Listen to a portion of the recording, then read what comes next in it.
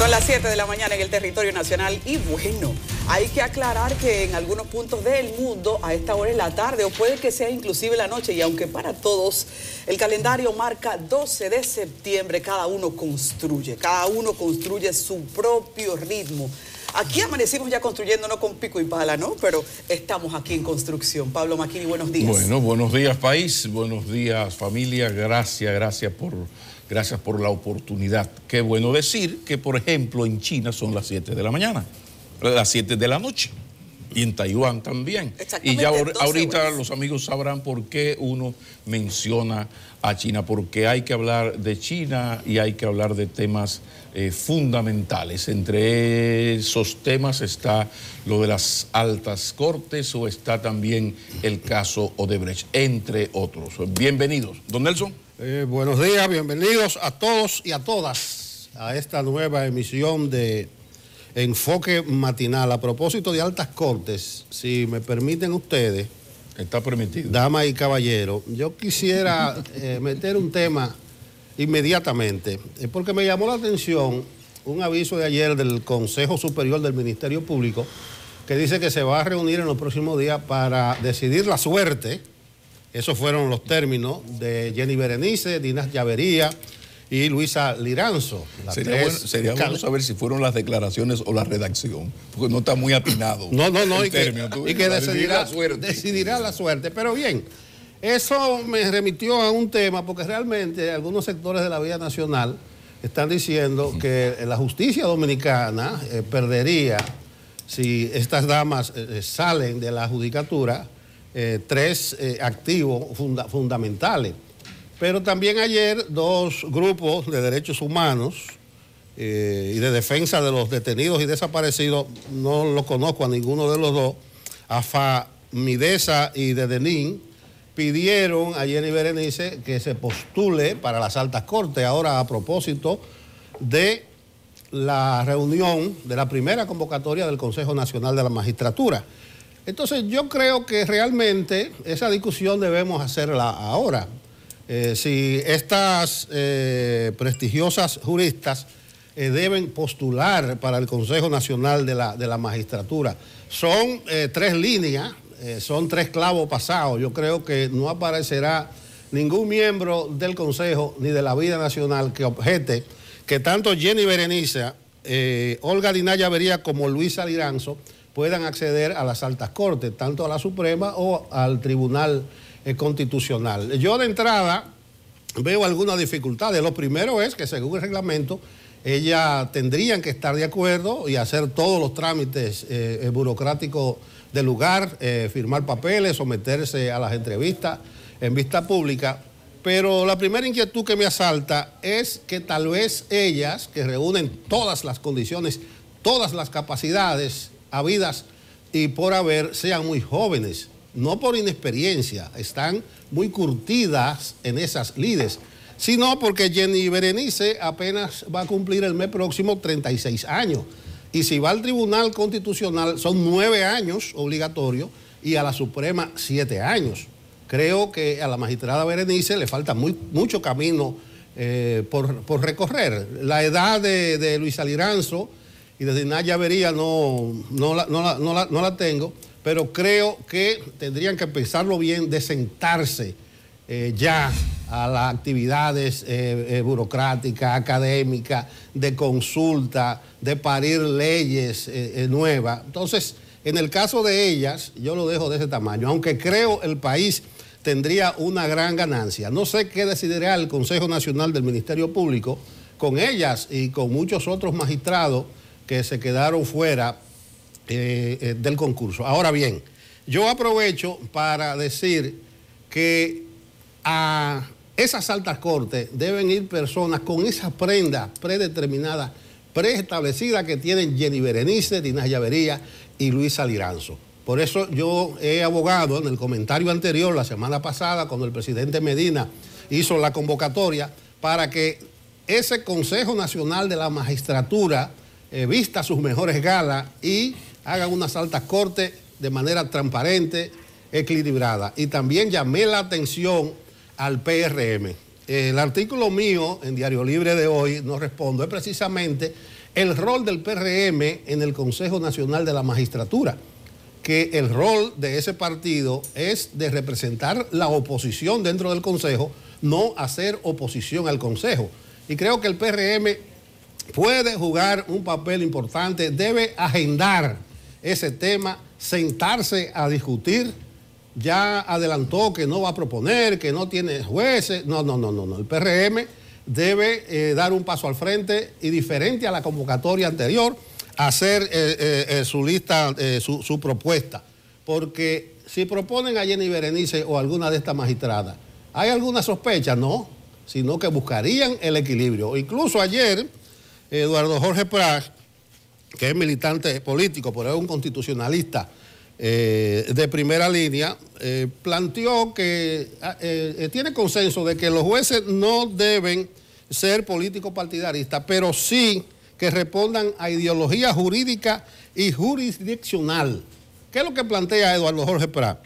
Que esos jueces que irían allí, lo que tienen que ver, no solamente conocer e interpretar los textos, sino interrogar lo que piensan del aborto, de la inmigración ilegal, de los partidos, de la castración química, de los agresores sexuales, de la pena de muerte.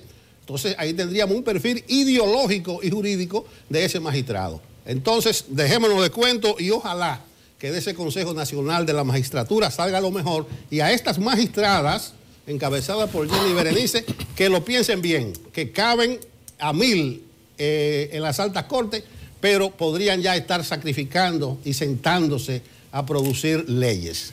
Bueno, aquí lo importante, y qué bueno que pones ese tema, Nelson, es que tú sabes aquel dicho de que los ingratos no tienen memoria. Si los ingratos no tienen memoria, el Estado tiene menos, y eso es peligroso. Yo creo que cuando en el ejercicio de su trabajo, de una profesión dentro del Estado, surgen funcionarias de la calidad profesional, moral, ética de estas tres jóvenes, y uno le saca la comida aparte a Jenny Berenice Reynoso, porque al estar en el distrito uno pudo conocerla mejor, y también sus acciones son más públicas que las de Luisa en Santiago. Entonces, la pregunta viene, ok, yo creo que hay una unificación de criterios en la sociedad dominicana del excelente desempeño, insisto, profesional, ético, y también la entrega a su trabajo. Muy bien, ¿y ahora qué vamos a hacer con estas señoras? Esa es una pregunta interesante que sirve para generalizar. ¿Qué se hace con un buen fiscal, ex fiscal de tal o cual provincia? Piensen en una de esas provincias donde hay mucho narcotráfico, y este señor se destaca por enfrentar el narcotráfico. Pero vino la época del cambio, el señor lo cambiaron. Entonces el señor se va para su casa de 3 habitaciones, 4 servicios, un Toyota Camry y una finquita de 50 tareas en Boca Canasta. Entonces sería bueno que a partir de esto se pensara qué se va a hacer con estos servidores públicos excepcionalmente destacados por su trabajo, porque ahora estamos hablando de estas 3 damas, pero aquí en lo que llamamos la burocracia hay gente maravillosa, aquí a veces uno hasta le duele con este asunto de las botellas, todo este dispendio que tiene la clase política, porque esa gente está ahí. Entonces yo creo que es importante que se piense muy bien. Me parece muy bien lo del Ministerio Público, yo sabía que eso estaba en la agenda, pero es importante lo de las altas cortes, porque en algunos países todavía queda estas cosas de la ideología. Ahora, en la República Dominicana somos mancos, ni izquierda ni derecha.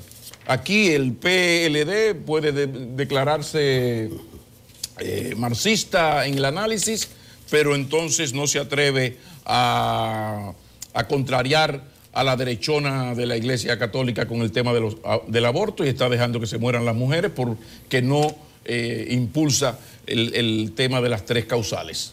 Pero el PLD es un partido de centro izquierda, según dicen ellos, partido progresista, se autodefinen, para no hablar del PRD o PRM, que son también progresistas, en el caso del PRD socialdemócrata. Entonces aquí no hay ideologías. En la hora de la verdad, el conquistar, el ganar unas elecciones justifica todo. Por eso aquella frase que siempre citamos de que la política siempre ha hecho extraños compañeros de cama. Entonces, dicho todo esto, bueno, atención PRM, atención PLD, concéntrese en algo fundamental, calidad profesional, con los matices que tú acabas de explicar, citando a Eduardo Jorge, pero también su vida personal. Es un gran profesional destacado, pero en términos personales, este es un país chiquitico, aquí nos conocemos todos. Entonces aquí lo que se necesita es eso. El lo ideológico, como dice Eduardo, ir a partir de su comportamiento como jurista. Pero creo que hay que insistir en eso, porque a mí de ahí yo quiero pasar a una noticia importante, y es que hay una decisión del juez especial para el caso, el juez especial de la Suprema Corte de Justicia, Ortega Polanco, para el caso Odebrecht. Él ordenó que a Participación Ciudadana se le entregaran los documentos y las pruebas del expediente contra los acusados de recibir sobornos, el caso Odebrecht. Entonces, eso está muy bien, porque eso lo que remite es a cumplir, obedecer lo que mandan las leyes dominicanas. Eso está en un mandato del Código Procesal Penal, en su artículo 6, pero recuerden aquella maravillosa, porque en la democracia dominicana hay un antes y un después de la Ley General de Libre Acceso a la Información Pública. Entonces, esto que ha hecho el juez Ortega lo ha hecho, me imagino que de buena gana, pero tampoco tenía de otra, porque es un mandato, incluso hay hasta jurisprudencia. Aplausos. Ahora, esto nos lleva a otra reflexión. ¿Qué va a hacer Participación Ciudadana con esa información? Eso es importante porque estamos en la época de la injusticia mediática, donde usted toma una información, la trae aquí y hace el juicio con una sola voz.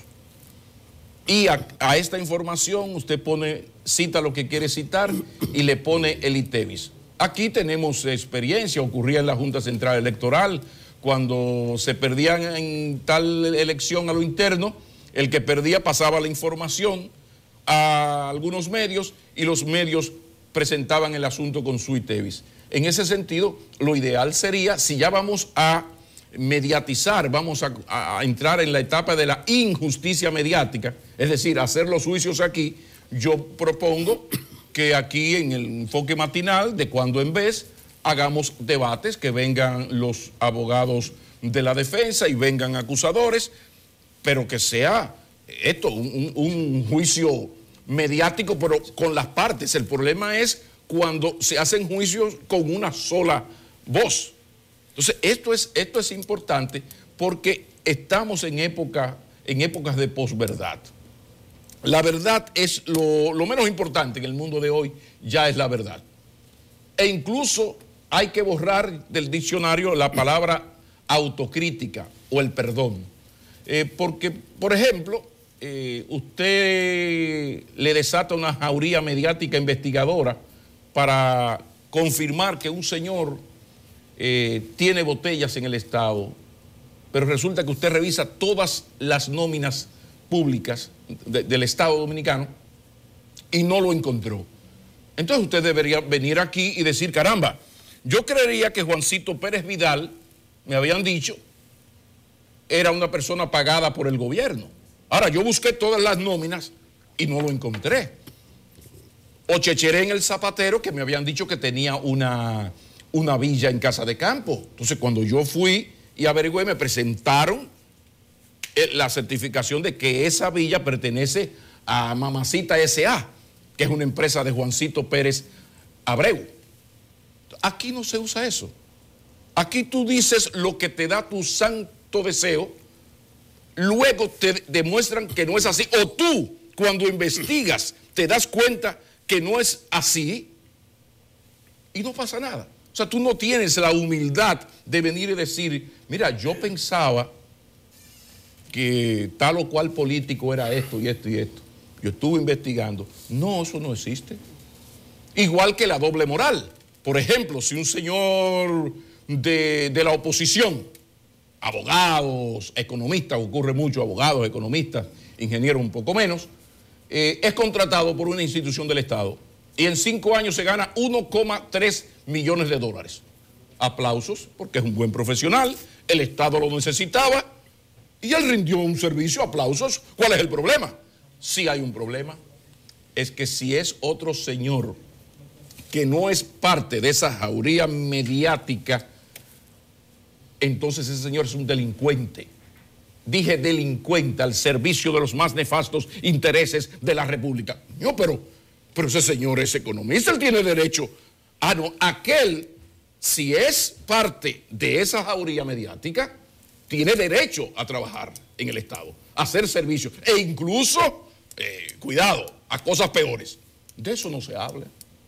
Entonces aquí yo traigo todo esto a colación porque qué bueno lo de la Ley de Libre Acceso a Información Pública, que por cierto es una ley de José Tomás Pérez, cuando era senador del Partido de la Liberación Dominicana. Porque hay otra, esto nos lleva a otro punto que no vamos a tocar hoy, que es el asunto de la judicialización de la política. Y los brasileños saben mucho de eso, los hondureños saben mucho de eso, los argentinos, los ecuatorianos saben mucho de eso, de que yo no te puedo vencer en las urnas y yo paso entonces a la judicialización de la política. Entonces aquí creo que vamos a tener que revisarnos, todos ser más humildes y medir a todo el mundo con la misma vara, porque no es justo que un prohombre de la sociedad civil o militar brinde un servicio al Estado y se gane 1,3 millones de dólares en 5 años y uno lo aplauda porque es un buen profesional, pero si Juancito Pérez Vidal alias Tito mañana rinde un servicio en un contrato de lo que sea, es un delincuente. Entonces, ojalá que en algún momento sigamos hablando de eso, porque estamos en la época de la posverdad y uno con la verdad es que tiene el compromiso. Bueno, a propósito que estamos en los tribunales y en la justicia, quiero pedirle permiso a Adis, porque por la equidad de género, la hemos apabullado hoy por la mañana, pero ella está aquí, no se ha retirado. Que quería hacer una acotación, y será breve. A propósito de esto que advierte el señor McKinney de judicializar la política y además hacer de los medios de comunicación, de las nuevas tecnologías, cortes, tribunales, donde se dictan sentencias inapelables. ¿Qué es lo que ha sucedido? Y comparto su aprehensión, sus temores, y yo le digo hasta sospechas. Participación Ciudadana pidió al juez Ortega del caso de Odebrecht los documentos probatorios y los escritos de defensa. Y el juez le entregó eso, o se lo va a entregar, está en trámite a Participación Ciudadana. Y qué bueno. Él recurrió al Código Procesal que plantea la participación de la ciudadanía, lo que es algo muy bueno, amplio, democrático, y también al libre acceso de la información. Pero ojo, los abogados de Ángel Rondón y de Tommy Galán habían hecho unas peticiones previas que al parecer el juez Ortega Polanco la desestimó. Peticiones de estos abogados que no estaban muy descaminadas, porque ¿qué es lo que han dicho los abogados de Rondón y de Tommy Galán? Investigar la procedencia y fines de lo solicitado por Participación Ciudadana. La procedencia, o sea, quién necesita, quién requiere y para qué los fines, esos documentos probatorios y los escritos de defensa. Segundo, evitar la contaminación del proceso, dicen estos abogados, que es el gran riesgo. Y tercero, el perjuicio de la parte en este debate. ¿Por qué digo es que el gran riesgo? Participación Ciudadana, en los últimos tiempos, de un tiempo a esta parte, se ha alejado un poco de lo cívico, porque es una organización cívica, no partidista, también se ha alejado de eso, pero además es una organización de la sociedad civil que depende única y exclusivamente del financiamiento externo. Y este expediente de Odebrecht no llegó aquí en República Dominicana, eso vino de fuera, eso vino de Estados Unidos, de ahí fue que partió la denuncia, eso vino de Brasil, entonces es una organización que depende de recursos del extranjero y todo el mundo sabe dónde provienen esos recursos. Entonces, existe el peligro de contaminación, existe el peligro de promiscuidad de esos expedientes, existe el peligro, y por eso hablan los abogados de Rondón, y de Tommy Galán, del perjuicio de las partes. Esos documentos probablemente estén en los medios de comunicación, sabe con qué fines, y hasta en oficinas de abogados, hasta en competencia. Entonces, es un punto delicado que, por un lado, hay que defender la participación de la ciudadanía, como dice el Código Procesal, y por otro lado, también ser garante del libre acceso de la información. Pero ojo, eso puede prestarse para muchas cosas. Y reitero, participación ciudadana ha dado notaciones de que se está apartando un poco de lo cívico, de lo apartidista, y ojalá que haga el mejor uso de estos documentos y no veamos nosotros un juicio en los medios de comunicación y en las redes sociales. Gracias, Adis. No, para nada, aquí estamos haciendo equipo y estoy totalmente de acuerdo. Señores, yo voy a hablar al bolsillo ahora, así que como todos tenemos siempre interés en multiplicar el dinero, es importante que lo escuche. Este mes nosotros estamos siendo impactados sin saberlo por una gran cantidad de apagones que inclusive hasta en los circuitos 24 horas ya están sintiéndose. Y uno se sorprende porque en cualquier empresa privada debería tener el cliente, antes de que ocurra algo que lo va a impactar negativamente, información. No ocurre aquí con las distribuidoras de energía y todavía no sabemos por qué ha tardado tanto el cliente en poder reconocer sus derechos y que se les entreguen. Entonces usted se topa con titulares hoy temprano de que 7 plantas están fuera de servicio con un déficit de 450 megas. Y dice, bueno, pero yo estoy pagando por esto. ¿Cuándo se supone que debería saberlo? ¿Cuándo se supone que debería saberlo? Cuando tengo ya 7 horas de apagones y no sé por qué. Y uno entonces se pone a observar el ritmo de países en donde el sistema está más organizado y va a tener la gente un apagón de 10 horas, se le informa. Si es por mantenimiento usted lo sabrá, si hay una crisis lo sabrá. Pero de repente hoy hay formalmente una información de que el sistema energético está en una crisis y que esa crisis tiene que ver con una falta de suministro. No me tienes que dar esto, dame... Eso es un consumo ya privado de los datos que hoy uno puede consultar. Formalmente usted lo puede hacer también. Pero ¿qué ocurre con esto? Que no se trata simplemente de un tecnicismo. Aquí hemos en muchas ocasiones como país hecho el ejercicio de estudiar los contratos y cómo usted llega a sentirse chiquitito, ninguneado, cuando observa que el consumidor está aplastado en el sistema. La cantidad de energía que sale de operación solo con la planta AES Andrés es suficiente. Estamos hablando de 300 megavatios y entonces cuando hay 6 más que se unen, hay que considerar esto como un tema de interés para todos arrancando el día. Por ejemplo, hay una de esas que es la planta central Barahona Carbón, que solo saca 46 megavatios, pero eso, hablando de la zona a la que impacta, tiene mucha importancia. Más porque están saliendo por 45 días. Y usted dice, pero la planificación que hay que hacer para sacar una planta por 45 días, se supone que es algo que amerita una observación. Aquí tenemos diferentes distribuidoras. De hecho, cada una va a su propio ritmo, porque recuerden que las distribuidoras son empresas privadas.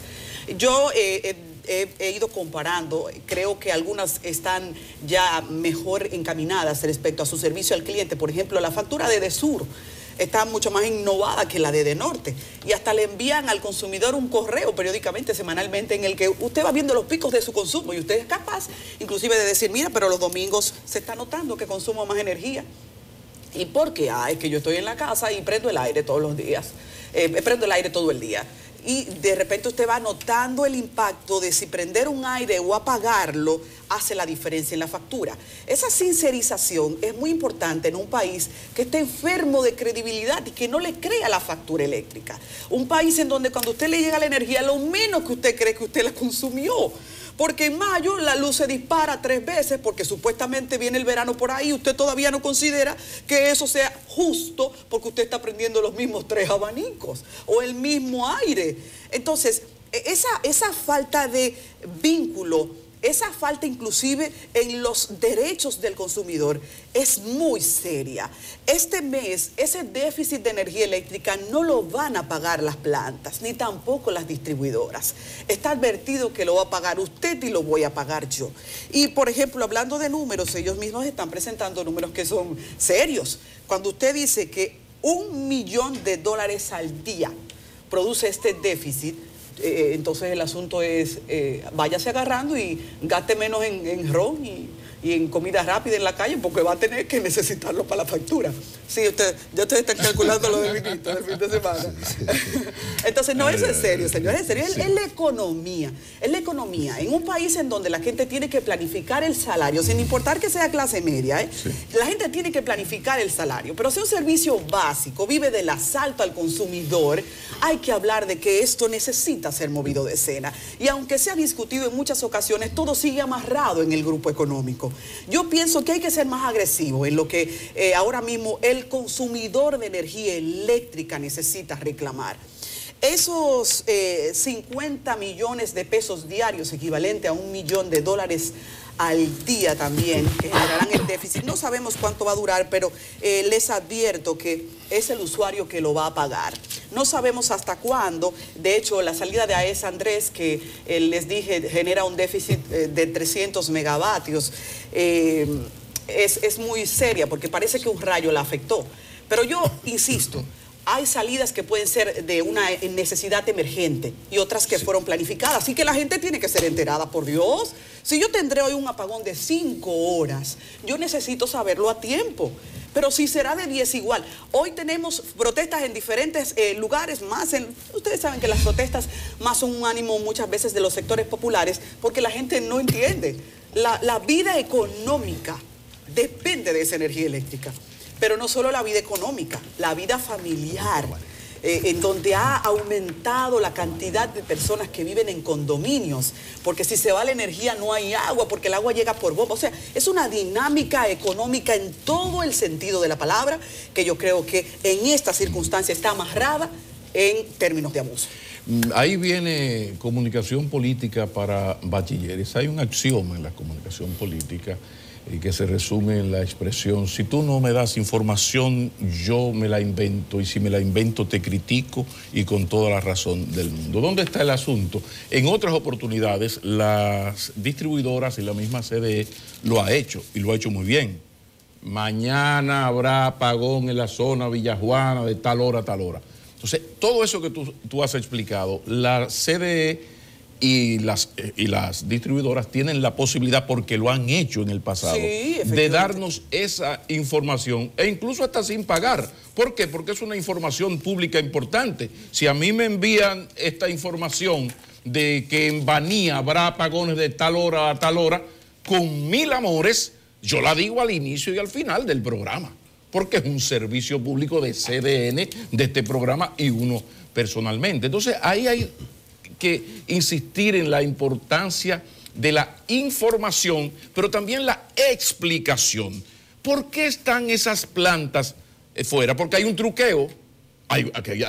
Nada tiene más valor político que un apagón. Si tú quieres jorobar a un gobierno, provócale apagón. E incluso aquí hay historias negras en ese sentido, porque ustedes saben que hay una ley, es legal, que tú me tienes que comprar a mí como generador el precio del kilovatio hora al precio más alto que yo te lo haya vendido. Entonces, hace unos meses salió uno de los generadores diciendo: pero señores, hay apagones y nuestra generadora tiene electricidad, lo que pasa es que el gobierno no nos la quiere comprar. Abusador. Sí, lo que pasa es, lo que no acabas de decir es a cómo tú la ibas a vender según la ley y cuál es el precio promedio. En definitiva, vaya la crítica al CDE y a las generadoras. Por favor, dos cosas: información y explicación. ¿Cuándo viene el apagón? ¿Por qué tiempo? ¿Y por qué una planta de repente le dio un mareo? No, porque hay un dato que siempre me gusta repetir: las deudas que tiene el Estado con la generadora son las deudas más chulas, en el sentido de que si yo como Estado te debo a ti 800 millones de dólares, en lo que yo te pago esos 800 millones de dólares, yo te voy a dar mensualmente un interés que casi duplica el interés que le daría un banco a Carlos Slim, por ejemplo, si mete ese mismo dinero en un certificado. Oigan qué lindo, esto es poesía de la buena, esto es Lorca, Neruda. Entonces son cosas que es bueno que se manejen, pero insisto, al consumidor, al ciudadano, hay que darle la información, porque si no, la posverdad te mata. Bueno, eso de la información es una parte del capítulo de la novela, es lo que evita irritación, porque tú sabes a qué hora te van a dar un apagón. pero el problema de la electricidad, de la energía eléctrica, son de las trabas del desarrollo de este país. Dese cuenta que no se ha firmado el pacto eléctrico. ¿Y qué es lo que dicen? Bueno, los intereses en juego. El pacto eléctrico se llegó a un supuesto consenso, se le entregó a Danilo para su revisión y firma y se quedó de ese tamaño. No se ponen de acuerdo ni siquiera los líderes de los partidos. Entonces es un problema que castra el desarrollo del país y nosotros nos vemos en este dilema, en este mambo que venimos sufriendo eternamente y desde los años 70 tenemos esta misma discusión, esta misma conversación. Hoy, según los informes, el 25% de la energía eléctrica que se suministra está fuera del servicio. Y no es solo un asunto del verano, porque ya explicó cómo se maneja el verano, pero además eso aquí del verano y el alto consumo, eso es un cuento chino. Bueno, de otra manera, pues ya tenemos relaciones con los chinos. Sí, eso es un cuento, cuento de camino. Gracias. Sí, un cuento, perdón, un cuento de camino. Aquí los domingos los apagones son igual que todos los días y se supone que las industrias no están funcionando los domingos. En ese sentido, hay que reivindicar el grito, el clamor, no solamente de nosotros en esta tribuna, sino de los consumidores que están padeciendo a diario esos apagones. La semana anterior estuvo una ejecutiva de AES dominicana aquí y nos explicó lo del rayo, que había caído un rayo. Y yo dije, bueno, que me parta un rayo, porque ella dijo que eso va a durar su tiempecito, para que AES Andrés con 300 megavatios va a estar fuera. Adi explicaba lo de la planta de Barahona, que afecta muy a esa zona. ¿Y por qué sale? Para mantenimiento. Claro, hay que darle mantenimiento, eso no puede ser darle para allá, pero esas cosas se pueden programar. Es lamentable que a esta altura del juego, en el siglo XXI, nosotros estemos hablando de los apagones. Yo he dicho, energía eléctrica y transporte son los dos problemas fundamentales que castran la institucionalidad de este país. Cuando resolvamos lo de la energía, cuando resolvamos lo del transporte, aquí llegará la revolución democrática, por así decirlo. Ustedes saben que ahorita al hablar de las alianzas fiscales, no pude hablar porque estaban ustedes haciendo un análisis muy importante. No puedo dejar de citar que la oportunidad que le han dado a una generación joven y mujeres tiene un valor muy especial para esta sociedad. Comenzar a desmontar esos mitos también es parte del crecimiento y de ese desarrollo que les reclamamos a diario. Y que ese trabajo salga tan favorablemente medido en una sociedad en donde hay tanto machismo y en una sociedad en donde son mujeres jóvenes, yo creo que es algo que necesita proteger el sistema. Cualquier sistema de justicia necesita proteger a sus buenos. Y cuando hablamos de eso, en todo el sentido de la palabra, la integridad física de unas mujeres que ahora tienen que ser posicionadas en lugares en donde sigan bajo niveles de seguridad de valor importantes para que continúe su defensa al cumplimiento de la ley y que ellas y sus familias estén tranquilas trabajando, porque el serio no puede entonces ser condenado por serio. Y tenemos unas imágenes, como Estados Unidos tiene un interés en su dinámica tan grande para nosotros, señores, cuando se está hablando de que 1 millón y pico de personas, 1,5 millones de personas sean evacuadas, estamos diciendo que hay que prestar atención. Y estos movimientos de masa, cuando hay situaciones climáticas, allá son desbordantes y muy traumáticos. En el día de hoy, mientras usted va camino a su casa, llegó al trabajo, o simplemente tiene el vigor de un verano en sus buenas, más de 1,5 millones de personas han recibido la orden de salir de sus casas en las costas de Virginia, Carolina del Norte y del Sur a medida que se aproxima el huracán Florence.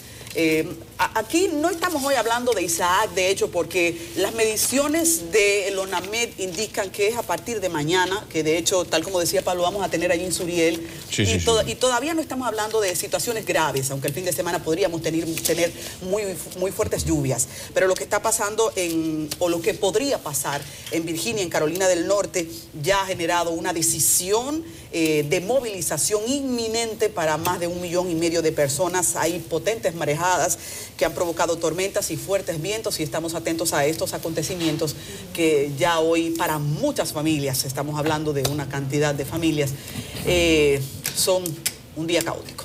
Nos vamos a la pausa. Cuando retornemos, atención, cuando retornemos tenemos a don Eduardo Estrella, presidente de Dominicanos por el Cambio. No se vayan muy lejos.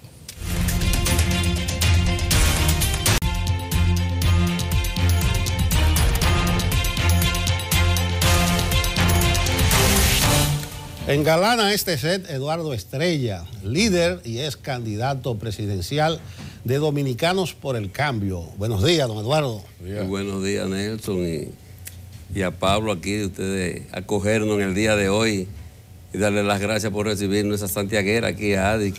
Y bien cuidada, espero que la cuiden aquí. Como una reina. Vamos a comenzar preguntándole cómo anda Dominicano por el Cambio. ¿Está activo el partido? Dominicano por el Cambio está muy activo. Yo quiero decirle primero que nosotros como partido hacemos cambio de autoridad de cada 2 años, no cada 4 años.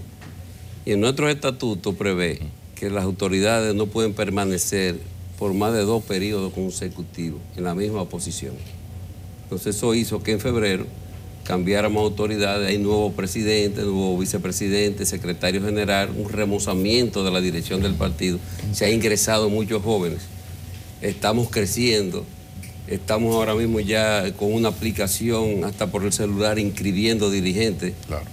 Estamos abriendo locales y sobre todo, quiero aprovechar, estamos haciendo una propuesta de hacer una boleta político-ciudadana.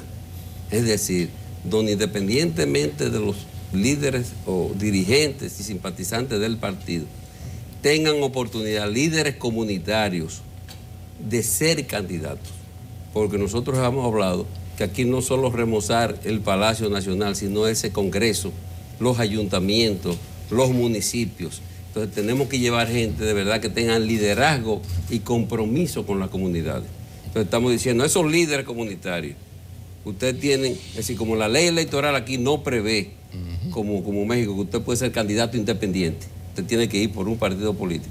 La boleta de Dominicanos por el Cambio va a estar a disposición de líderes comunitarios para que puedan participar, que tengan aspiraciones a ser diputados, a ser senadores, a ser regidores y a ser síndicos. Ingeniero Eduardo Estrella, hay una cosa que haya unificación de opiniones en esto, y es que sin un frente opositor es imposible sacar al PLD del Poder Ejecutivo e incluso del Poder Legislativo. O sea, sin un frente, un amplio frente, esto es imposible. Se ha estado hablando aquí, lo hemos conversado con más de un invitado, de caramba, porque bueno, se elige un candidato presidencial y los otros grandes nombres de la oposición, en el caso Dominicanos por el Cambio, Eduardo Estrella, Alianza País, Guillermo Moreno, se distribuyen las candidaturas provinciales a la senaduría o a la diputación, es decir, que se aproveche todo ese recurso y se le presente al electorado una boleta atractiva, sabido como, salió ayer otra encuesta con el PLD una amplísima ventaja. Entonces se sabe que de PRM a PLD no hay posibilidades, sin un gran frente no hay mañana. ¿Usted estaría de acuerdo con ese gran frente de esa manera? Mira, nosotros siempre hemos planteado la unificación, desprendimiento en un momento dado, porque el interés del país debe estar por encima de los intereses particulares de cada uno. Pero nosotros también hemos hablado que más que hablar en este momento de personas, de figuras, hay que hablar de un programa, de un plan de nación, de un compromiso, porque esta gente también te dice, vamos a salir del PLD, hay que salir, porque yo digo que ya ese comité político es una logia que controla todo. Pero la gente dice salir por salir. No, es un plan de nación. O sea, ¿qué vamos a hacer con el manejo del endeudamiento del país? ¿Qué vamos a hacer con la seguridad ciudadana como está? Mire ese caso anoche que pasó en la Tiradentes, pero eso que pasa en la Tiradentes salió mucho en las redes porque es algo más público a un nivel alto, pero eso pasa en los barrios todos los días. Todos los días. Claro. Eso a diario, o sea, la gente no se siente seguro y ya se ha dado cuenta que el gobierno ha sido incapaz, como yo digo. A veces la fiebre no está en la sábana. No es cambiar un jefe a la policía y poner otro. Pero la situación sigue igual. Y empeora y mejora una semana y otra vez porque no se están tomando las medidas. Ustedes hablaron ahorita del sector eléctrico nacional. Adiós, pero aquí hay algo fundamental, que nosotros hemos dicho 2 cosas. El gobierno pudo ya hace años sentarse y convertir la planta Coyentri en gas natural.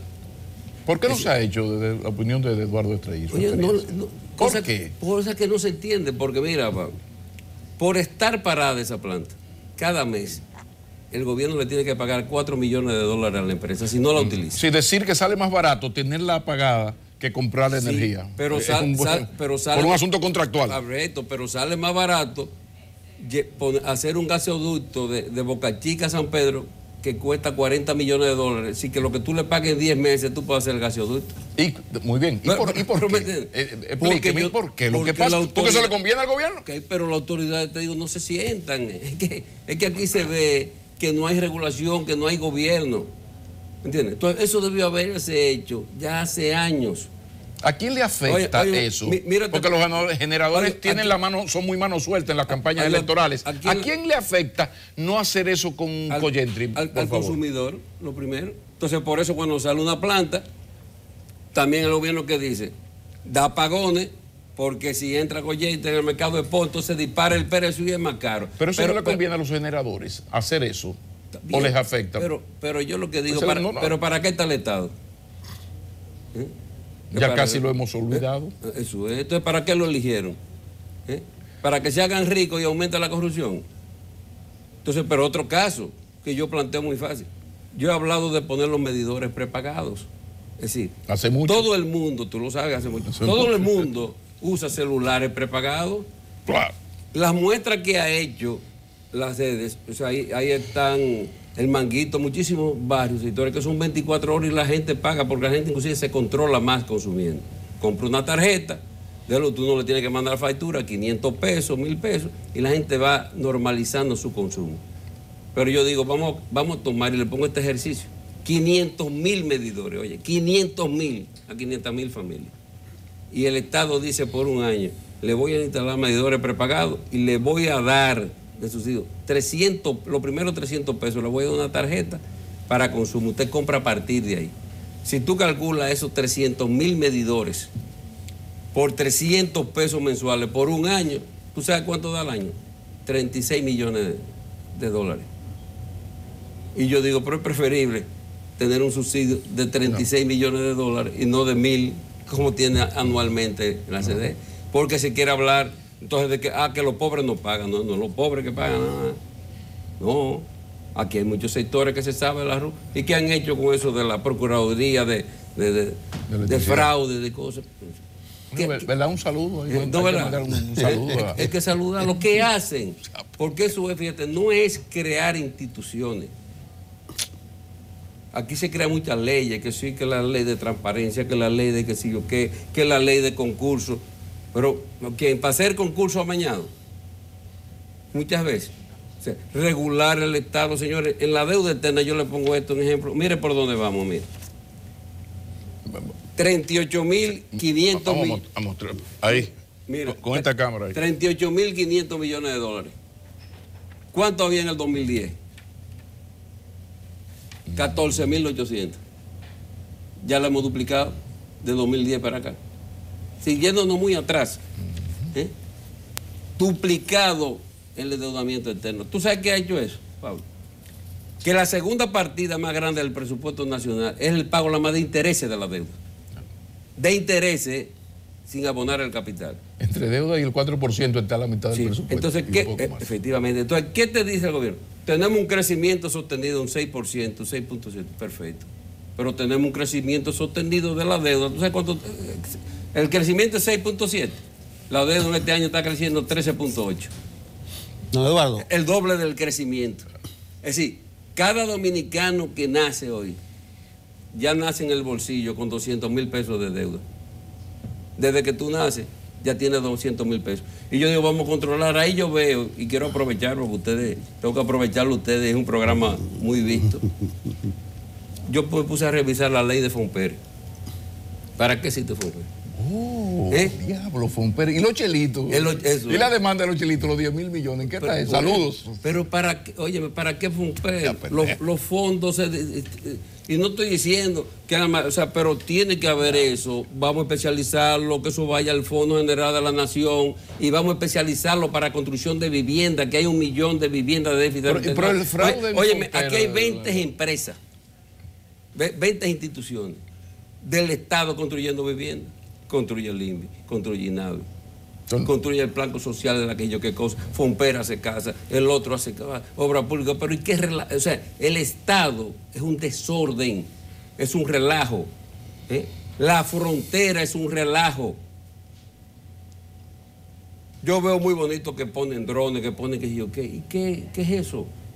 O sea, ¿con qué se come eso? Pero y el tráfico de undocumentado. Entonces yo digo, no es si es culpable el que cruza de manera ilegal, más responsable y más culpa tiene quien lo cruza, lo que tiene la mafia. Creo que el desmonte de la foresta en Neiva es culpa de los haitianos. ¿Quiénes lo llevan a cortar los árboles? ¿Quiénes son los dueños de los hornos? ¿Quiénes llevan los camiones a sacar el carbón y pasarlo a Haití? Entonces tú hablaste ahorita, yo te oía de la doble moral. Claro. Es un Estado que está sustentado en la doble moral y este país hay que poner de orden. Entonces yo por eso te hablaba de que el país necesita un plan de nación, un plan de gobierno. Lo que pasa es que el plan de nación puede quedarse como el informe Atalí o la ley de estrategia nacional de desarrollo, que a la hora de la verdad nada. Entonces lo de salir, volviendo a mi pregunta, estaría por ejemplo dispuesto un Eduardo Estrella a ser candidato a senador de la provincia Santiago, por ejemplo. Pero yo no, porque es que ya lo de los programas, eso es interesante, pero el tema personal es importante también a nivel electoral. Es un tema que podemos casi hacer un programa. Yo sobre eso tengo una concepción muy particular. No, pero tómese el tiempo, ¿eh? Denos un avance, denos los titulares. Porque lo he dicho en otras ocasiones. Yo creo mucho en los relevos en posición. Yo creo mucho en la juventud. Nosotros estamos formando jóvenes, estamos formando liderazgo. Y yo digo, yo me resisto a creer, o sea, para mí, que después de 30 años de yo ser senador, no hayan relevo, mujeres, jóvenes en Santiago que puedan ser senadores. No, porque hacemos una medición. Ahora, ¿qué yo digo? Ajá. ¿Qué yo siempre digo? Sí. El que deba ser, el que reúna la condición, aunque sea de la sociedad civil, es Juan Pérez. Yo soy el primero que estoy comprometido a subirme una patana con Juan Pérez a hacer campaña. Pero como parte de una unidad, de un frente. Pero tú me entiendes lo que te quiero decir. Claro. O sea, yo tengo un compromiso de país, pero no solo con el que vaya en Santiago. Si es un tipo de condiciones con el que vaya en La Vega, con el que vaya en Santo Domingo. Escúchame que le interrumpe. Ahora, yo digo una cosa siempre en política. Y pasó la elección pasada. No me digas que me suba con un candidato cuestionado, porque ahí no me van a encontrar. El plazo de los 75, el plazo de los 75 días de la Junta. ¿Ustedes están de acuerdo con ese plazo? ¿Se están preparando para su primaria cerrada o abierta? Porque está caliente la Junta. Mira, lo del plazo de la Junta y los partidos opositores emergentes, porque hay una confusión, puso una instancia. Más bien no era en el caso de nosotros, que estamos si fueran 75 días, 90, 60, sino que la Junta, en ese caso, resolutó, vamos a decir, en contra de la ley, porque la ley dice que debe hacerse en consulta con los partidos políticos. ¿Entiendes? Entonces estaba creando un mal precedente de hacer ese tipo de resolución. Entonces nosotros le enviamos una comunicación a la Junta, hoy tiene reunión, yo espero que salgan muchas cosas positivas de ahí. Nosotros sometimos hace como 10 días una instancia solicitándole a la Junta que baje todas las vallas que hay en el país, ya eso está violando la ley electoral. Entonces, no se le puede poner la mano a esa gente. Entonces, ¿para qué se hizo la ley? Es que la Junta no tiene ni una grúa a su disposición. Pero es mandarla a bajar. No, ¿pero quién la va a mandar? ¿La Guardia? No, la Junta. Oye, mira, como autoridad es hacer aplicar la ley, porque si no autoridad... No tiene mecanismo de aplicación. Pero oye, entonces, ¿para qué le hicieron la ley?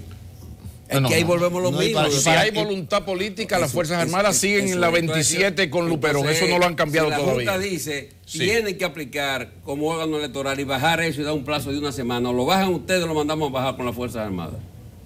Es que eso es lo que hay que hacer este país, ponerlo en orden. Oye, el lema de nuestro partido es patria, acción y orden. Este país le hace falta el orden. Mano dura, usted aboga. Seguro, pero con orden. Macana. Pero macana con orden, con la ley. Tú sabes lo que el pueblo quiere, la macana en la aplicación de la ley. Es que aquí no se hacen cumplir las leyes.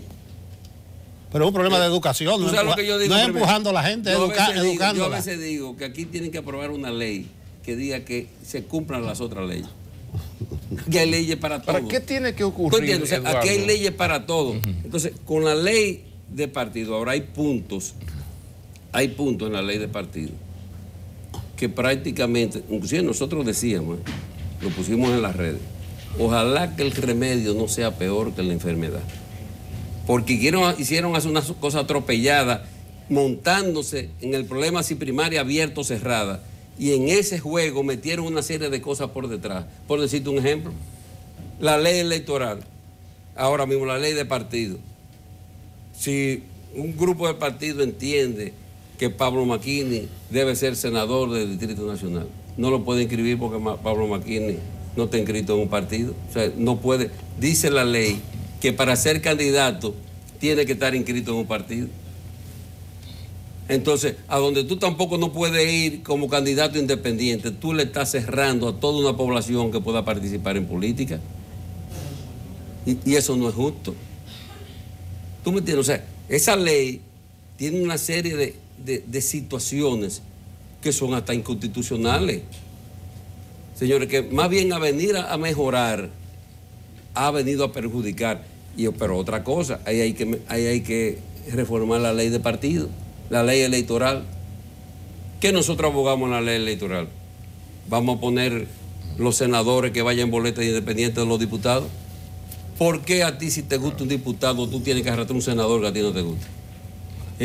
¿Vamos a obligar los debates presidenciales? ¿Vamos a regular el mecanismo de las encuestas? Aquí sale que cualquiera tira una encuesta y sale y dice, fulano está arriba y este está abajo. El problema y yo tiro uno esta semana y el otro tira la otra y acomodando. Eduardo, o sea, este país, fíjate, por donde quiera que tú lo tomas, hay que organizarlo. Por ello decía que el país es un desorden. Lo que pasa es que hemos llegado al peor de los escenarios, y es que las leyes están y no se cumplen. Hubo un momento donde no había una normativa jurídica para organizar la sociedad. Entonces, de repente, a partir de la Constitución y otras leyes, se va creando esa estructura. Ahora estamos en una situación peor, porque somos el país I. O sea, ok, aquí hay una ley que prohíbe eso, pero hay una preocupación. Yo le pido una reflexión por lo siguiente. El PLD ha ganado mucho a poquito últimamente. Ese ganar mucho a poquito ha permitido que aquí no haya un maldito lío. En el sentido de cuando yo te gano a ti con 1.200.000 votos de ventaja, tú me puedes alegar irregularidades, compra de cédula, 10.000 cosas. Ahora, tú tienes que admitir que más dominicanos prefirieron al PLD. El 20 no tira así. El 20 tira a la oposición o a un triunfo del PLD con una mínima ventaja. Entonces, ese escenario 2020, con una Junta Central Electoral que no es capaz de una cosa tan elemental como quitar una valla de la 27 con Tiradentes, ¿hacia dónde vamos si el árbitro no tiene, la autoridad para una cosa tan simple? ¿Hacia dónde vamos para el 20? Mira, lo primero, como tú dices, la situación de estas elecciones no son las anteriores. Es más, yo digo que en muchos casos pinta casi una segunda vuelta en este país. Que es la primera vez, y sería muy bueno que eso ocurra, sería muy bueno para la democracia. Pero yo entiendo que en la Junta hay muchas personas de cierto honorable que van a ponerse, como digo, a hacer lo que hay que hacer, por eso propuesto. O sea, yo no, en el día de hoy, no creo que la Junta sea incapaz de asumir lo que hay que asumir. Ahora, a la Junta no se le puede poner creándole leyes y situaciones contra la pared. O sea, la misma Junta dijo, pues tienen que definir si primaria abierta o un año antes, pues nosotros tenemos que organizar unas elecciones. Que nosotros decimos, eso sería un desorden. O sea, tú sabes lo que imaginan en este país. Digo, y ellos lo hagan, no es que a Dominicano por el Cambio, porque la ley dice ahora nosotros podemos hacer cerrada o hacer asamblea, nos permite la ley. Pero yo no estoy pensando en Dominicano por el Cambio, sino en el país. ¿Tú te imaginas este país hoy con una primaria abierta en octubre, con unas elecciones municipales en febrero, donde los regidores van ya separados cada uno como los diputados. O sea, en cada mesa hay que contar regidor por regidor. Con una junta que no es capaz de quitar una valla de la 27. Pero anótele esa parte ahí. Le van a poner en octubre. Ven acá. En octubre le quieren montar un padrón. Y después en mayo las elecciones congresionales y presidenciales. Y después en julio sí hay una segunda vuelta. O sea, estamos hablando que hacer una primaria y meterle a la Junta 4 elecciones. Entonces también esos partidos que están ahí en el Congreso tienen que hacer con sensatez, porque usted no puede hacer leyes que no se puedan aplicar. Mire, don Eduardo, vamos a hablar de corrupción, que yo sé que es un tema que usted no le tiene miedo. Para los más jóvenes, don Eduardo Estrella ha ocupado funciones públicas.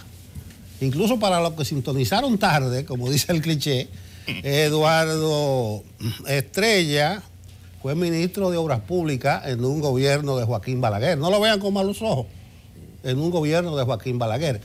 Él decía cuando nos saludamos al principio, porque somos santiagueros los dos, e incluso él se enteró que casi somos vecinos en los Jardines Metropolitanos, donde vive doña Carmela, la abuela. Usted decía que para ser honesto hay que haber pasado por donde hay. Me gustó esa expresión. ¿Qué visión tiene usted de la corrupción, de todo lo que se habla y que de los ladrones, de cárceles? Porque, no sé, aquí todo el mundo es de saco y corbata en estos días. El doble rasero otra vez. El doble rasero moral. Comenzó porque a mí me gusta agradecer, porque yo a Pablo le dije que le agradecía que puso un Twitter donde me mencionaba como las personas que pasaron por donde hay son honestas. Y hiciste eco de una frase muy buena, entonces le quise dar las gracias. Y entonces ahí hablábamos de precisamente que yo siempre he dicho, o creo, que para hablar de ser serio hay que pasar por donde hay y haber salido limpio. Hay mucha gente que dice, yo soy serio, pero tú lo puedes manejar 2 pesos. Entonces yo creo en eso, pero creo en que tiene que haber régimen de consecuencia. Ahí volvemos al orden. Cuando usted no castiga al de arriba, usted no tiene moral para poner orden al de abajo. Yo digo, eso tiene que ver con parte de la seguridad ciudadana. Aquí cualquier gente te roba, se mete a tu casa. Te dice que yo pongo una fianza en 24 horas y yo estoy fuera. Además, ahora la gente, gracias a las redes, está informada de esos robos. Está informada de todo. Porque los ladrones de los 12 años, aquellos 300 señores, eso se quedaba en la farándula política. La sociedad dominicana no sabía eso. Ahora se sabe hasta lo que no ha ocurrido. Pero yo lo que digo, y yo siempre me gusta hablar en ese aspecto, aunque yo siempre hablo de nosotros en primera persona, yo digo, yo no sé quién pudo haber robado o no robado. Yo no tengo, cada quien tiene que defender ahora. Ahora yo digo, y siempre he dicho que me diga un solo contratista en el país que yo le tomé 5 centavos. Entonces yo creo que se puede ser honesto. Entonces, si yo en mi vida he tratado de llevar ese ejercicio profesional, yo no puedo estar a favor de la corrupción. Y puedo celebrar eso. Y puedo decir que no haya castigo. Entonces, cuando tú me hablas a mí de Odebrecht, yo te digo, eso es un show mediático. Eso es un circo. Desarrolle la idea. Adiós, te la desarrollo en este sentido. Que ponen que sacan 2, que entran, sacan 5, entran 2, que si yo qué, que espérate, que si me conviene. Pero hay hasta gente que dijo, sí, yo cogí dinero y yo se lo di al partido. Eso en otro país. Eso es para que se arme la de no te mené, como dice. Pero aquí no pasa nada. Porque aquí, como dicen, todo es todo y nada es nada. Entonces, cuando la gente ve eso, mira el escándalo de la onza. ¿En qué terminó? Reenvío. Pero no se va a la raíz de los problemas. Mira, ahora mismo la onza está haciendo un concurso para comprar 200 autobuses. Nosotros hemos dicho, vamos a hacer ese concurso y aprovechar para comprar vehículos de gas natural. Entonces tú me puedes decir en otra cosa, no, yo a mi vehículo no le pongo gas natural porque todavía no hay muchas estaciones en el país. Sí, pero la ONSA puede poner una estación dentro de su misma instalación y ahí le echa, porque ahí es que ellos se abastecen. Tú no ves la ONSA echando combustible en una bomba, porque ellos tienen ahí su estación. Entonces una gente me decía, Eduardo, no sea tan ingenuo de proponer eso, porque si se pone, porque el gas natural no contamina y hay un ahorro de un 30%. Hay una empresa en Romana privada que trajo 10 autobuses a gas natural para no contaminar sus instalaciones, andando dentro de sus instalaciones. Entonces, cuando su empresa le tira numeritos, ¿por qué la compraron? Porque es mayor rendimiento, y eso se está usando en muchísimos ya países, está cada día avanzando más. Pero la gente me decía, no sea tan ingenuo, porque el gas natural no se le puede sacar a los vehículos, no se puede robar. Entonces el negocio está en el robo del gasoil. Entonces, va a seguir la corrupción. Si no se pone orden, entonces yo digo, pero es que no hay autoridad. No hay quien sepa eso en el gobierno. No se puede decir ahora. Y está a tiempo, ese concurso está abierto ahora. Si se quiere de verdad mandar señales, porque este es un país de mandar señales claras, de si vamos a poner el orden. Pero no lo hay, Nelson. No lo hay. Y entonces todos esos casos, tú ves el caso de la Wisoy. ¿Quiénes están presos? 3 chivitos altos de jobo, como dicen allá por el Cibao, por tu Santiago. No, vamos a profundizar hasta las últimas consecuencias. ¿Cuándo se habló del CEA? Cuando se mataron 2 comunicadores en San Pedro de Macorís. Bueno, en la ONSA, sin el asesinato tampoco. Tampoco hubiera salido. Y sin el suicidio en la Wisoy tampoco. Y sin el suicidio en la Wisoy. ¿Tú me entiendes? Entonces tiene que haber ese tipo de hechos para que salga un expediente. Pero al final la población dice, ¿hasta dónde lo vamos a llevar? ¿Qué vamos a hacer con eso? Entonces, este es un país que tiene solución. Por este es un país, nosotros estamos bendecidos por Dios, bien ubicados. Nosotros pudiéramos estar trayendo el doble de turistas. ¿Entiendes? Ahora, este es el país que tiene los impuestos más altos en los pasajes aéreos. Un 47% del pasaje es impuesto. Y tú dices, pero esa es la forma de poner los pasajes caros, incentivar. O sea, como que en contra de lo que debe ser. Oye, Estados Unidos, tenemos que competir. Si habla de exportar, ahí no está competitividad. La que si yo, qué cosa, un organismo que hicieron grandísimo ahí, que se reúne todos los meses. Sí, pero Estados Unidos bajó los impuestos a las empresas del 28 al 21%.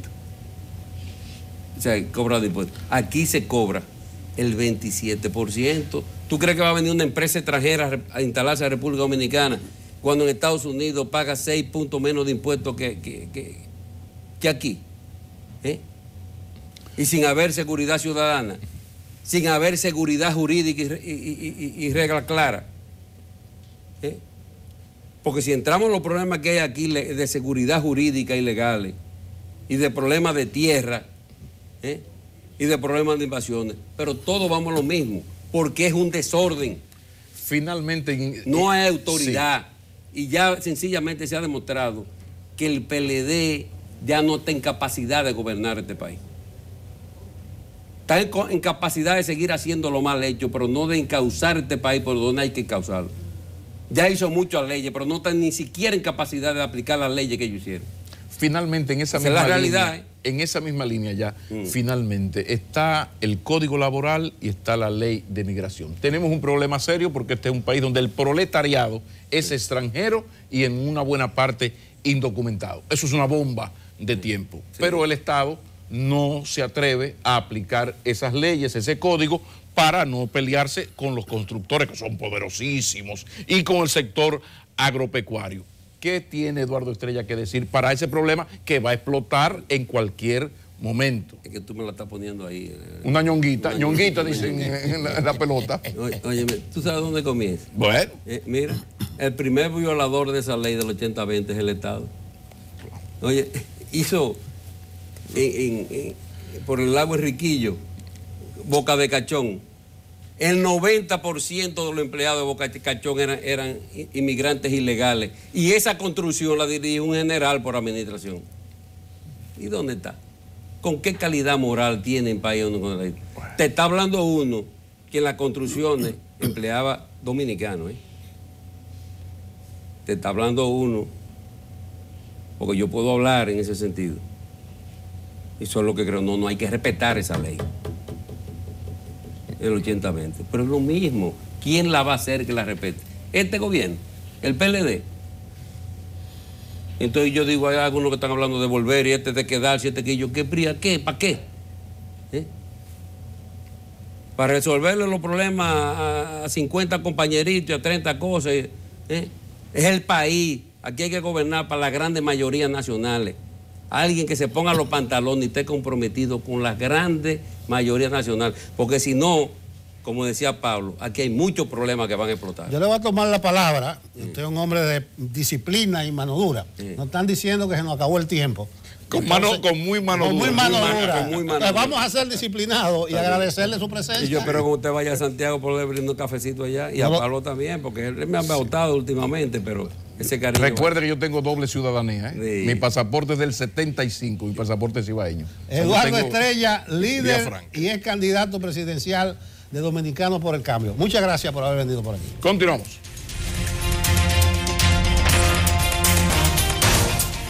Seguimos en Enfoque Matinal. La ciencia, señores, ha dedicado mucho tiempo a estudiar las personalidades de la gente, porque eso impacta a la economía, al mercado, a la vida en sí. Y todos los días, de hecho, se descubren más cosas. Pero hay también un elemento en el que hay que prestar atención especial. Sí, se tienen personalidades distintas a la hora del gasto.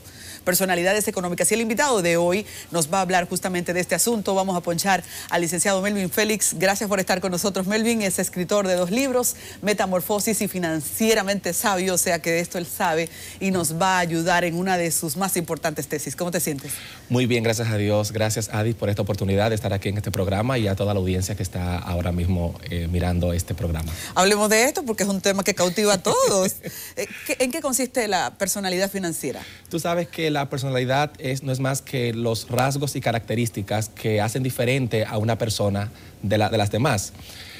Eso pertenece al campo de la psicología, pero la psicología ha hecho sus aportes también en el área económica y financiera, y cuando hablamos de la personalidad financiera nos hablamos de esas características que identifican a una persona al momento de hacer el gasto.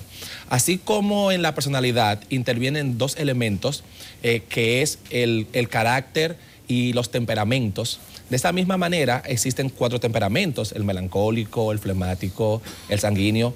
Asimismo existen 4 tipos de personalidades en función de la forma como tú gastas el dinero. Eso suena muy interesante. Así es. Entonces, los estudiosos clasifican básicamente en 4 renglones. Algunos lo clasifican con letras A, B, C y D, otros con colores. Sin embargo, la tendencia que más se asemeja a la realidad es que las personas clasifican en la A, por ejemplo, que es el analítico. El analítico ordenado es la persona que sufre de lo que se llama la parálisis del análisis. Es decir, personas que piensan todo, analizan todo y no se arriesgan a dar un paso interesante al momento de hacer un gasto, ya sea o una inversión o un gasto. El segundo renglón o la segunda personalidad que existe es el temeroso. Este es el tipo de persona que siempre cree que habrá una catástrofe en su vida financiera. Generalmente tiene ahorros guardados, pero nadie le pone la mano a eso. Básicamente las personas ya de avanzada edad en la época antigua acostumbraban a tener el dinero debajo de la almohada, en una media. Entonces esas personas dicen, no, eso no se puede tocar porque si pasa algo, ahí hay dinero para que podamos usarlo. Ese es el temeroso. El tercer renglón es el consumista. El consumista es la persona que tiene el hábito de permanentemente estar gastando dinero. Y por último, es el compulsivo.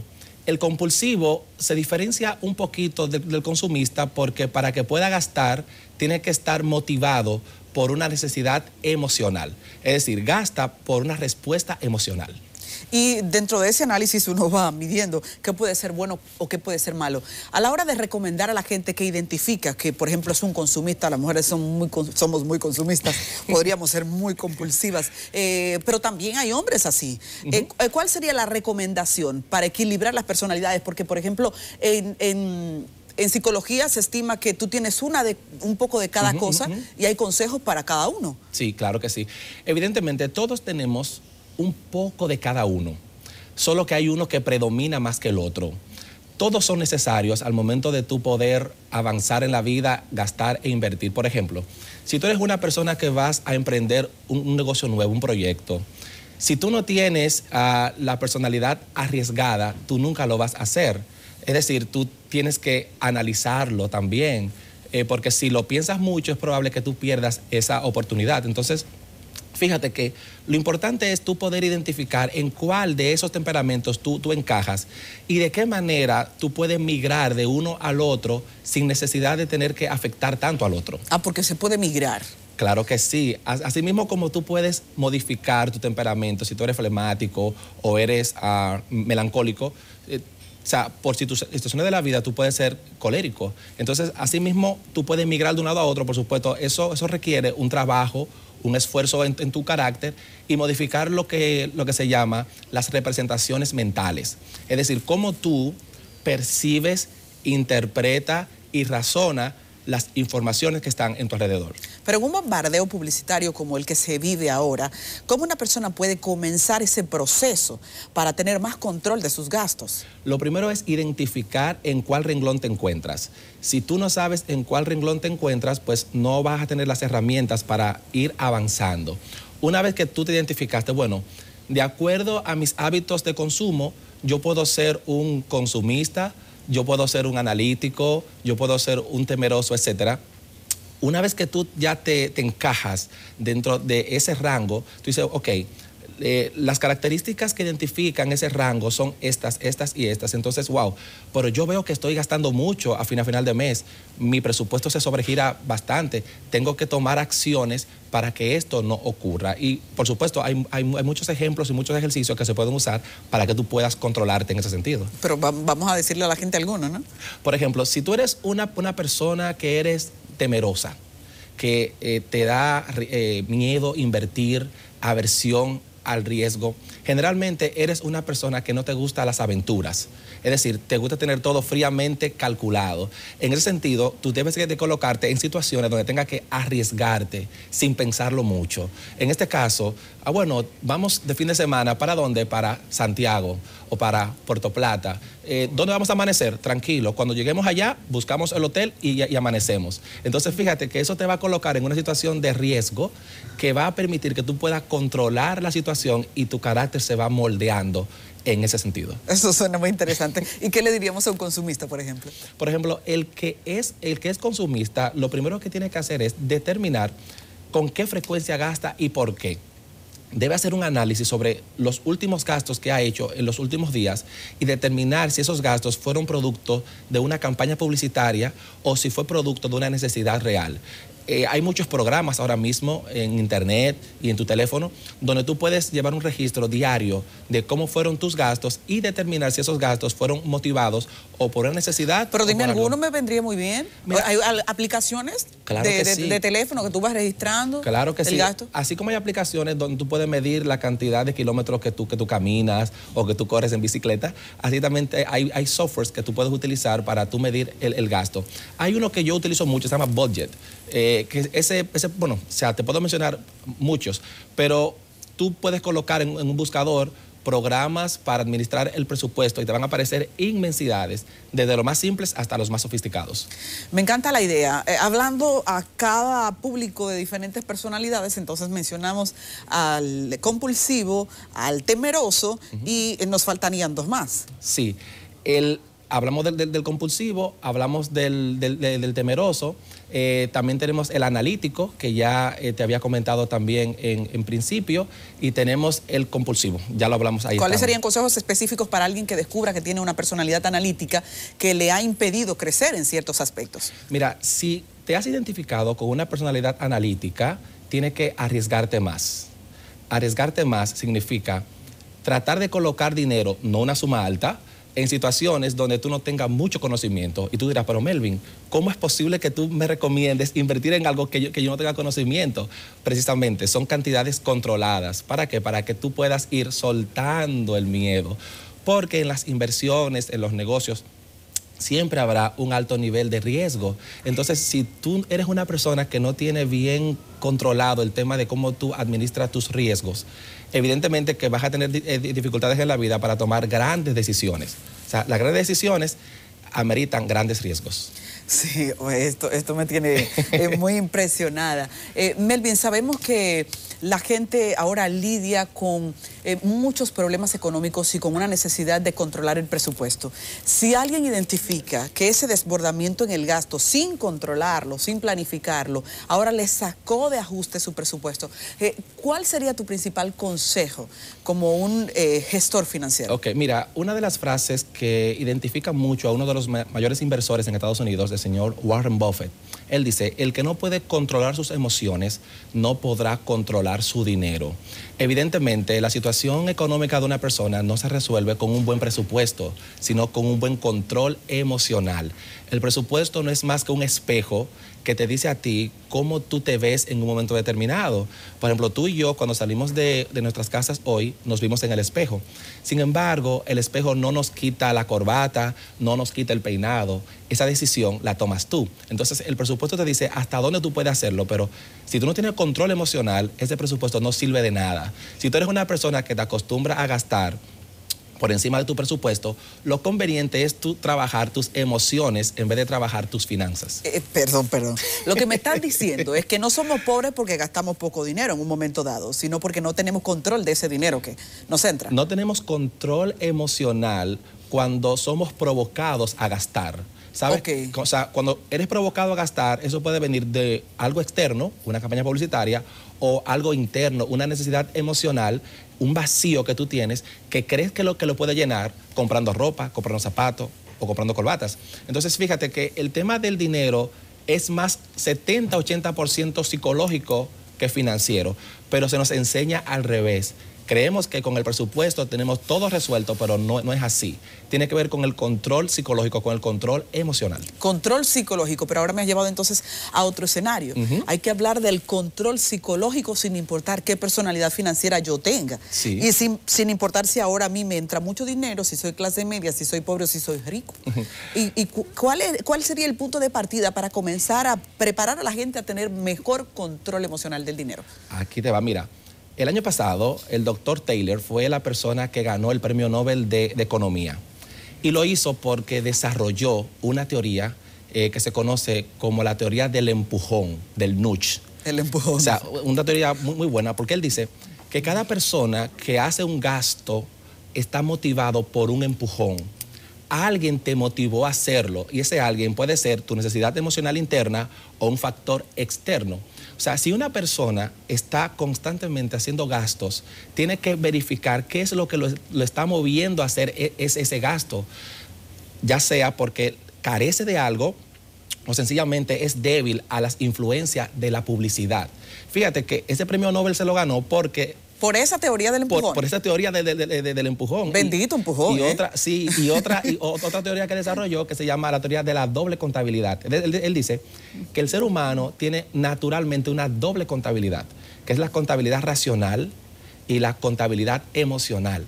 Mientras que tu contabilidad racional te dice que tú no puedes gastarlo, la emocional te dice sí lo puedes hacer con la tarjeta de crédito. Entonces, fíjate, esa doble contabilidad están luchando constantemente en tu mente y al final la gente se lleva más por la parte emocional.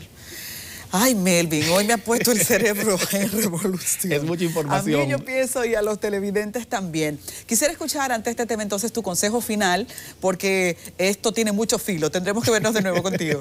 Gracias. Mira, antes que todo es identificar en cuál personalidad financiera tú te encuentras. Una vez que tú te encuentres allí, hay muchos tests, tanto online como los que aplicamos en nuestras consultas, que te van a ayudar a tú poder definir cuál es tu hábito de gasto. Si tú puedes identificar que los gastos tú lo haces en función de una necesidad real, pues es fácil controlarlo. Ahora, si tú lo haces por un descontrol emocional, entonces te hará falta terapia psicológica. Entonces, fíjate que tiene terapia psicológica con un psicólogo. Terapia psicológica con un psicólogo. Para el gasto. Para tratar temas financieros. Parece contradictorio, pero es así. Porque los temas de dinero son más psicológicos que económicos. Vaya nota, vaya nota. Melvin, gracias por ayudarnos a empezar el día. Gracias a ti. Apretando el bolsillo para que rindan más los chelitos. Señores, buscar Metamorfosis también y Financieramente Sabio. Claro sí. ¿Vamos a dar tus redes, Melvin? Claro que sí, nos pueden contactar en las redes sociales, tanto Twitter y Facebook como Melvin Félix. Asimismo, Melvin Félix en Twitter, Facebook e Instagram. Ahí pueden encontrar Metamorfosis. Así es, y ya usted sabe que es un asunto psicológico. Seguimos con el enfoque material.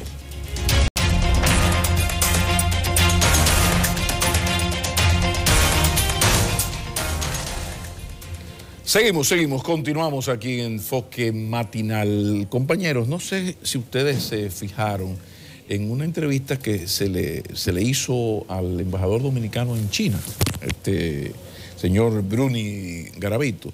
A mí me encantó que él ahí informó algo que le dijo el presidente chino, Xi Jinping, y es aquello de que las relaciones entre China y República Dominicana van a partir de la confianza y el respeto mutuo. Y como China es un país tan importante, importantísimo, en esta competencia de liderazgo multipolar del mundo de hoy, a mí me parece muy buen comienzo, que nuestras relaciones partan de eso, de la confianza, del respeto, de unas reglas de juego, los códigos diplomáticos desde aquel Código de Ginebra hasta el día de hoy, pues están muy bien, muy claros. Muy claro, qué debe hacer un embajador cuando quiere quejarse de algo. Hay todo un protocolo de vía Cancillería solicitar una cita con el canciller o con el presidente. Entonces a mí me parece tan importante el paso que ha dado la República Dominicana en esto de las relaciones, y no lo digo solamente por lo que ya hemos citado aquí de la importancia en el término económico, zonas francas, exportaciones, grandes inversiones. Ahí está esto del ferrocarril a Manzanillo. O sea, hay muchísimas cosas importantísimas para nuestro país. No, yo amén de esas cosas quiero destacar la importancia de que la República Dominicana ponga sus huevos, los huevos de sus intereses nacionales en diferentes canastas. ¿Y por qué? Bueno, porque hay una gran preocupación a nivel mundial por el señor que preside los Estados Unidos. Entonces, cada día uno se va enterando y van saliendo a la luz una serie de datos de lo indecible, para decirlo elegantemente, impronosticable, que es este señor Donald Trump. Lo más reciente ha sido, hay un periodista que todo el mundo conoce muy bien porque es el responsable junto a otro gran periodista, Carl Bernstein, de aquello del escándalo Watergate, que todo el mundo recuerda, que provocó la renuncia de un presidente, del presidente Nixon. Este señor ahora ha publicado ayer precisamente, un libro que se llama Miedo, Trump en la Casa Blanca. Terrible aquello. Y si esto fuera un libelo, que Juancito Pérez Vidal, alias Tito, en versión norteamericana, escribió una cosa, no, es que este señor Woodward no es cualquier cosa. Y la BBC se ha ocupado de destacar 10 explosivas frases que tiene ese libro, que yo creo que es importante para que ustedes tengan la idea de quién gobierna los Estados Unidos y del alto riesgo que tiene nuestro país por nuestra altísima dependencia política, social y sobre todo económica de los Estados Unidos. Por ejemplo, cosas como esta. Dice Gary Cohn, yo puedo detener esto, simplemente sacaré los papeles de su escritorio. Este señor, el autor, describe episodios en los que Gary Cohn, principal asesor económico de Trump hasta marzo, y Rob Porter, secretario del gabinete hasta febrero, retiran documentos del escritorio de Trump para evitar que los firme. O sea, estamos hablando del presidente de los Estados Unidos. Yo no estoy hablando de Juancito Pérez Vidal. O sea, no quiero que él, el presidente, parezca un idiota. Eso lo dice el ex abogado personal del presidente Trump, que se llama John Dowd. Este señor no quería que Trump testificara en la investigación de la supuesta intervención rusa en la campaña presidencial. Y lo que él se le ocurrió decir, no, que yo no quiero que él aparezca como un idiota. Pero hay cosas terribles como esta de que cuando Estados Unidos creyó que el gobierno sirio había lanzado un ataque químico en abril del 17, Trump supuestamente le dijo al secretario de Defensa, James Mattis, que matara al presidente Bashar al-Assad. O sea, si seguimos buscando, o sea, son una serie de cosas que tú dices, no. Hay otra que tiene que ver, los insultos de Trump para sus asesores. A uno le dice traidor, a otro dice que es un mentiroso profesional, a otro lo compara con una rata. Estamos hablando, señores, si hay un país que ha inspirado a la democracia dominicana en términos de su fortaleza institucional, son los Estados Unidos.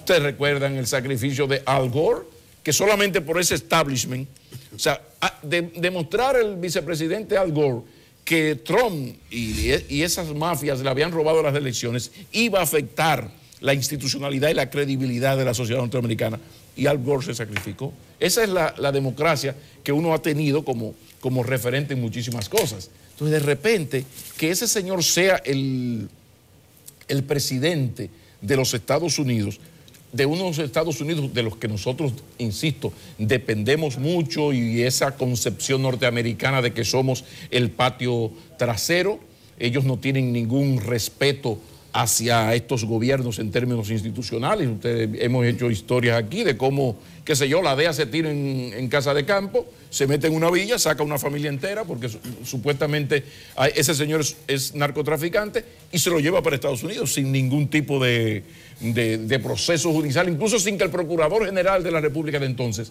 se enterase. Entonces, en un momento como este, con un presidente con estas características, que no se descarta la reelección, qué bueno que la República Dominicana haya puesto algunos de sus huevos en esa canasta china en mandarín. Excelente. Señores, antes de irnos tenemos que decir que el seguimiento a Isaac, que es que en el día de hoy ha mantenido a las autoridades previniendo que las embarcaciones no se arriesguen porque seguirán los incidentes meteorológicos.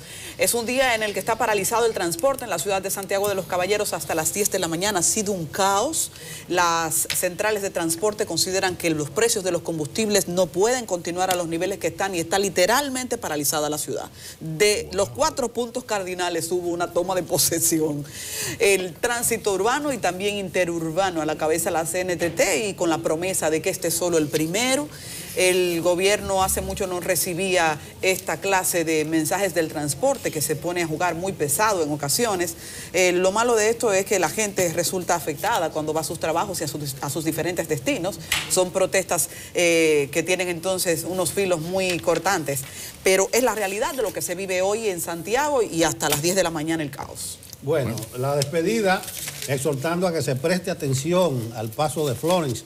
Huracán categoría 4, camino a 5, que le va a dar en la madre a la costa este de los Estados Unidos. Nos vemos mañana temprano. Tendremos a Jim Suriel en el seguimiento de Isaac. Buenos días. Si Dios quiere.